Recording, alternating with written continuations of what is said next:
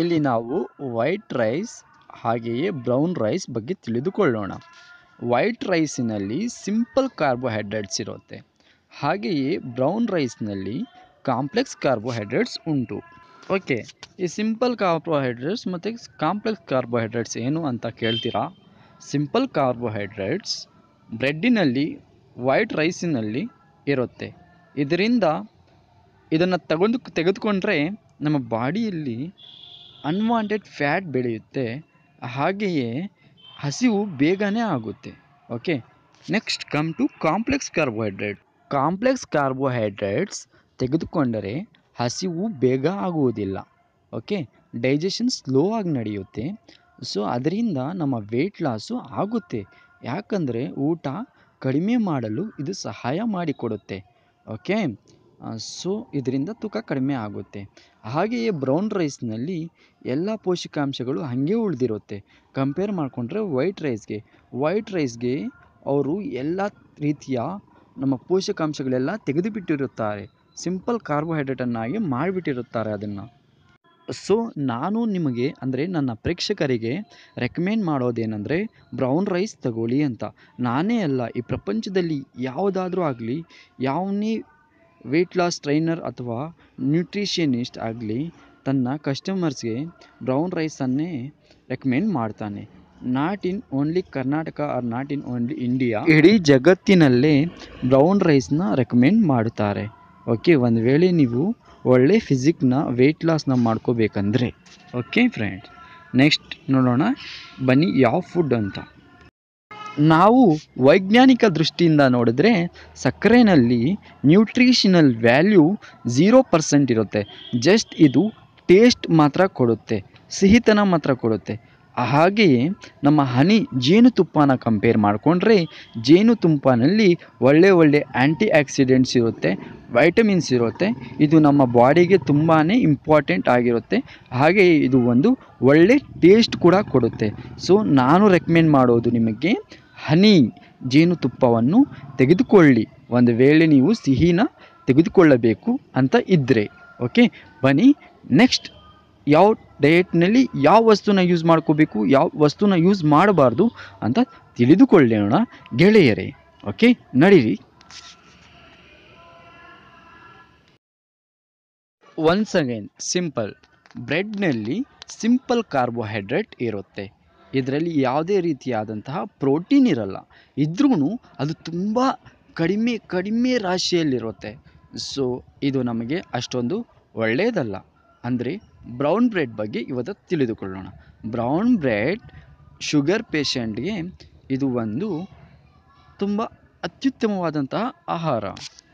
ಹಾಗೆಯೇ brown ಬ್ರೆಡ್ಡಿನಲ್ಲಿ complex carbohydrates ಇರುತ್ತೆ. ಹಿಂದಿನ ಭಾಗದಲ್ಲಿ ತಿಳಿಸಿಕೊಟ್ಟಿದ್ದೀನಿ, ಕಾಂಪ್ಲೆಕ್ಸ್ ಕಾರ್ಬೋಹೈಡ್ರೇಟ್ಸ್ ನಮ್ಮ ತೂಕವನ್ನು ಕಡಿಮೆ ಮಾಡುತ್ತೆ. ಯಾವ ಥರ ಅಂದರೆ ಇದು ಬೇಗ ಹಸಿವು ಆಗಲು ಬಿಡೋದಿಲ್ಲ, ನಿಧಾನವಾಗಿ ಡೈಜೆಷನ್ ಆಗುವುದರ ಮುಖಾಂತರ. ಓಕೆ, ನಾವು ತಿಂದಿದ್ದ ಕಾಂಪ್ಲೆಕ್ಸ್ ಕಾರ್ಬೋಹೈಡ್ರೇಟ್ಸ್ ನಿಧಾನವಾಗಿ ಜೀರ್ಣ ಆಗುತ್ತದೆ.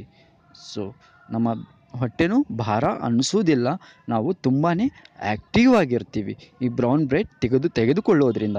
ಇದನ್ನು ತೆಗೆದುಕೊಳ್ಳುವ ಸೂಕ್ತ ಸಮಯ ಮಾರ್ನಿಂಗ್ ಬ್ರೇಕ್ಫಾಸ್ಟ್ನಲ್ಲಿ ಬ್ರೌನ್ ಬ್ರೆಡ್ ಜೊತೆ ಪೀನಟ್ ಬಟರ್. ಓಕೆನಾ ಫ್ರೆಂಡ್ಸ್, ನಡೀರಿ ಮುಂದಿನ ಡಯೆಟ್ನಲ್ಲಿ ಏನು ತಗೋಬೇಕು ಅಂತ ನೋಡೋಣ. ಈ ಸನ್ಫ್ಲವರ್ ಆಯಿಲ್ನಲ್ಲಿ ನೋಡಿ ತುಂಬಾ ಕೆಟ್ಟ ಫ್ಯಾಟ್ ಇರುತ್ತೆ. ಓಕೆ, ಅನ್ಸ್ಯಾಚುರೇಟೆಡ್ ಫ್ಯಾಟ್ ಅಂತಾರೆ ಅದನ್ನು ವೈಜ್ಞಾನಿಕ ದೃಷ್ಟಿಯಿಂದ ಹೇಳಬೇಕಾದ್ರೆ. ಸೊ ಇದು ನಮ್ಮ ಬಾಡಿಯಲ್ಲಿ ಬೇಡದೇ ಇರತಕ್ಕಂತಹ ಬೊಜ್ಜನ್ನು ಉತ್ಪತ್ತಿ ಮಾಡುತ್ತದೆ.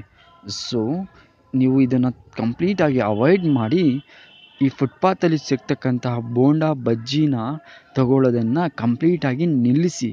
ಹಾಗೆಯೇ ಯಾವುದೇ ರೀತಿಯಾದಂತಹ ಜಂಕ್ ಫುಡ್ನ ತಗೊಳ್ಳೋಕ್ಕೆ ಹೋಗಬೇಡಿ. ಓಕೆ, ಅದರ ಬದಲಿಗೆ ಆಲಿವ್ ವರ್ಜಿನ್ ಆಯಿಲ್ ಅಥವಾ ಕೊಕೊನೆಟ್ ಆಯಿಲ್ ತಗೊಳ್ಳಿ.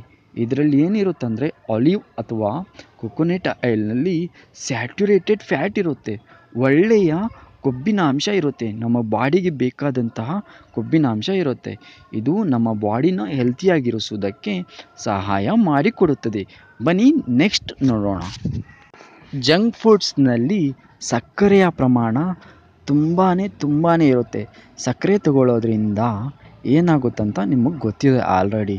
ಓಕೆ, ಬೇಡದೆ ಇರ್ತಕ್ಕಂತಹ ಬಾಡಿ ಪಾರ್ಟ್ನಲ್ಲೆಲ್ಲ ಕೊಬ್ಬು ಬೆಳೆಯುತ್ತೆ ಸಿಹಿ ತಿನ್ನೋದ್ರಿಂದ. ಓಕೆ, ಸಿಹಿ ಅಂದರೆ ಜೇನುತುಪ್ಪ ಅಲ್ಲ, ಸಕ್ಕರೆ. ಓಕೆ, ಸೊ ಇದು ನಮ್ಮ ಈ ಜಂಕ್ ಫುಡ್ನಲ್ಲಿ ಆ್ಯಡ್ ಮಾಡಿರ್ತಾರೆ. ಸೊ ಇದನ್ನು ತಗೊಳಕ್ಕೆ ಹೋಗಬೇಡಿ. ಜಂಕ್ ಫುಡ್ಸ್ ಯಾವ್ಯಾವ ಅಂತೀರಾ? ಅದೇ ನೀವು ಯೂಸ್ ಮಾಡ್ತಾ ಇದ್ದೀರಲ್ವ, ಬೋಂಡಾ, ಬಜ್ಜಿ, ಪಾನಿಪುರಿ, ಪಿಜ್ಜಾ, ಬರ್ಗರ್, ಇವೆಲ್ಲ. ಓಕೆ, ಕ್ಲೀನ್ ಡಯೆಟ್ ಅಂದರೆ ಏನು ಗೊತ್ತಾ?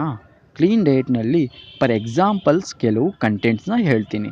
ನಾನು ಯೂಸ್ ಮಾಡೋ ಡಯೆಟರ ಪ್ರಕಾರ ಕ್ಲೀನ್ ಡಯೆಟ್ ಅಂದರೆ coconut oil, peanut butter, peanuts, oats, brown bread, brown rice ಇತ್ಯಾದಿ. ಓಕೆ, ನಾನು ಇದನ್ನು ಡೈಲಿ ಯೂಸ್ ಮಾಡ್ತೀನಿ. ಜಂಕ್ ಫುಡ್ಸ್ನ ಮತ್ತು ಹಾಗೆ ನಾನ್ ವೆಜ್ನ ನಾನು ಜಾಸ್ತಿ ತಿನ್ನೋದಿಲ್ಲ. ಓಕೆ, ಅಂದರೆ ತಿಂತೀನಿ, ಮನುಷ್ಯನಾಗಿ ಹುಟ್ಟಿದ ಮೇಲೆ ಪ್ರತಿಯೊಬ್ಬರೂ ತಿನ್ನಲೇಬೇಕಾಗುತ್ತೆ. ಅಂದರೆ ವೀಕ್ಲಿ ಒನ್ಸ್ ಅಥವಾ ಟ್ವೈಸ್ ತಿಂದರೆ ಇದು ಉತ್ತಮ.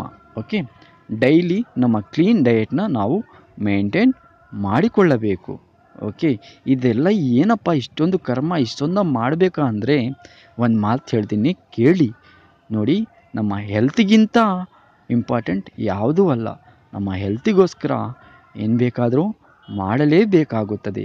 ನೋಡಿ, ಇವತ್ತು ಇದ್ದು ನಾಳೆ ಹೋಗೋ ದುಡ್ಡಿಗೇ ನಾವು ಅಷ್ಟೊಂದು ಕಷ್ಟಪಟ್ಟು ಸಂಪಾದನೆ ಮಾಡ್ತೀವಿ ಅಂದಮೇಲೆ ನಮ್ಮ ಹೆಲ್ತ್ ಬಗ್ಗೆ ಯಾಕೆ ಅಷ್ಟೊಂದು ಕಷ್ಟಪಟ್ಟು ಕೇರ್ ತೆಗೆದುಕೊಳ್ಳಬಾರದು? ಇವಾಗ ನಾವು ಕೋಲ್ಡ್ ಡ್ರಿಂಕ್ ವರ್ಸಸ್ ಫ್ರೂಟ್ಸ್ ಬಗ್ಗೆ ತಿಳಿದುಕೊಳ್ಳೋಣ. ಕೋಲ್ಡ್ ಡ್ರಿಂಕ್ನಲ್ಲಿ ಅದೇ ಹೇಳಿದ್ನಲ್ಲ, ಸಕ್ಕರೆ, ಸಕ್ಕರೆ ಹಾಕಿರ್ತಾರೆ. ಸಕ್ಕರೆಯಿಂದ ಏನೇನು ಅನಾನುಕೂಲಗಳು ಬರುತ್ತಂತ ನಿಮಗೆಲ್ಲ ಗೊತ್ತಿದೆ. ಹಾಗೆಯೇ ಇದರಲ್ಲಿ ಬೇಡದೇ ಇರತಕ್ಕಂತಹ ಗ್ಯಾಸ್ನೂ ತುಂಬಿರ್ತಾರೆ.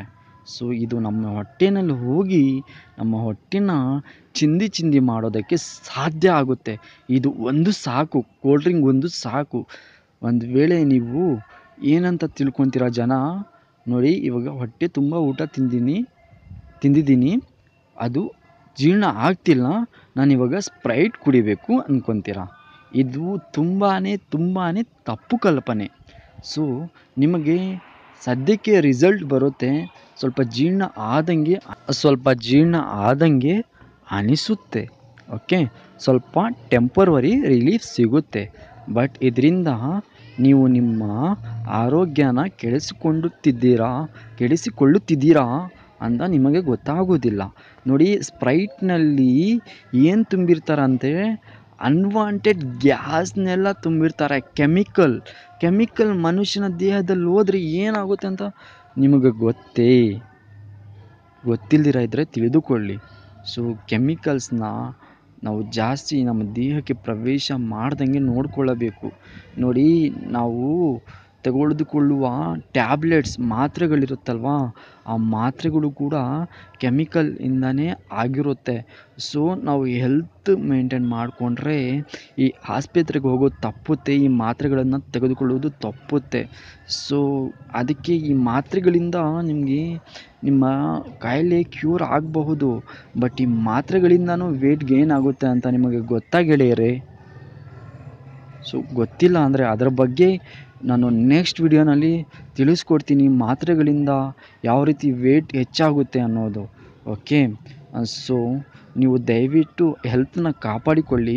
ಆಸ್ಪತ್ರೆಗಳು ಹೋಗೋದು ನಿಲ್ಲಿಸಿ, ಈ ಮಾತ್ರೆಗಳನ್ನು ತೆಗೆದುಕೊಳ್ಳೋದನ್ನು ಕಂಪ್ಲೀಟಾಗಿ ನಿಲ್ಲಿಸಿ.